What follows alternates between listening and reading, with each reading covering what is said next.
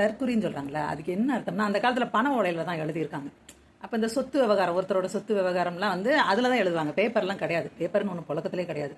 அப்போ வந்து என்னென்னா எழுத படிக்க தெரிஞ்சவங்க அவங்க வந்து அவங்க பேரை வந்து அவங்க அந்த பண ஓலையில் எழுதுவாங்களாம்.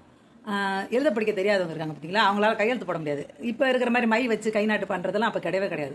அப்போ அந்த பண ஓலையில் என்ன செய்வாங்கன்னா சும்மா ஒரு கீரலை போட்டு விட சொல்லுவாங்களாம். அவங்களுக்கு தோன்றது அந்த கீரல் தான் அவங்க கையெழுத்து. ஒரே மாதிரி கீரல் அவங்க எப்பயுமே போட்டுக்குருவாங்க போல். அந்த கீரலுக்கு பேர் தான் தற்குறியா. கையெழுத்து போடுற இடத்துல பெயர் எழுதுறதுக்கு பதிலாக ஒரு கீரலை போட்டு விடுறது.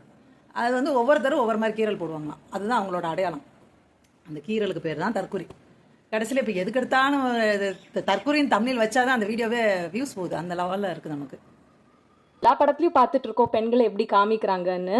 அவங்க வந்து செக்ஸ் ஆப்ஜெக்ட்ஸாக இருக்கிற வரைக்கும் ப்ராப்ளம் இல்லை, செக்ஷுவல் பீயிங்ஸாக இருக்கிறது தான் அவங்களுக்கு ப்ராப்ளமாக இருக்குது. அவங்களுக்கு தூக்கி போட்டு கழிசடையாக வாழறதான் பெண்ணியம்னு சொன்னீங்கன்னா, ஐம் சாரி, அக்ரஹாரத்தில் இல்லை, அமேசான் காடுகளில் கூட உங்கள் கதையை ஏற்றுக்க மாட்டாங்க.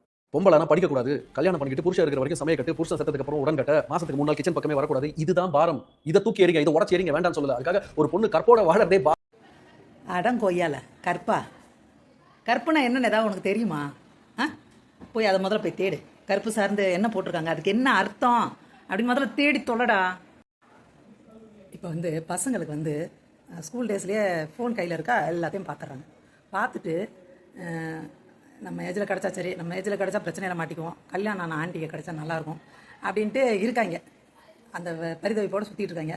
இப்போ நம்ம ஏஜில்னா அந்த போய் சினிமா தேட்டர் கூட்டிகிட்டு போகலாம், தடவலாம் வைக்கலாம், அதெல்லாம் நடந்துட்டு தான் இருக்குது. முடிஞ்ச வரைக்கும் அடுத்த கடத்துக்கு போக ட்ரை பண்ணுறாங்க. ஒன்றுத்துக்குமே வழி இல்லைன்னா இந்த ஆண்ட்ராய்டு ஃபோனில் கொஞ்சம் சட்டையை கலட்டு, கொஞ்சம் அதை கலட்டு, நான் தானே, நான் பார்க்கக்கூடாது, எனக்கு காட்ட மாட்டேன் அப்படின்லாம் பண்ணி அந்த பொண்ணை எதாவது பண்ண வைக்கிறாங்க. உனக்கு அதெல்லாம் தெரியுமா தெரியாதா? ஆம்பளை பசங்களுக்கெல்லாம் நீங்கள்லாம் எப்போ தாண்டா அட்வைஸ் பண்ணுவீங்க?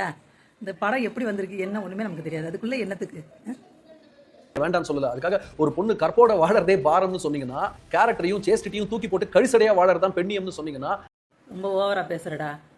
என்ன கழிசடை? ஆம்பளை வந்து பொறுக்கித்துனா அது வந்து கழிசடையில் சேர்க்க மாட்டியா? ஆளுக்கு 2 கல்யாணம் 3 கல்யாணம் முடிச்சுட்டு சுற்றுறானுங்க. அதை பற்றிலாம் உங்களுக்கு எந்த பேச்சும் கிடையாது.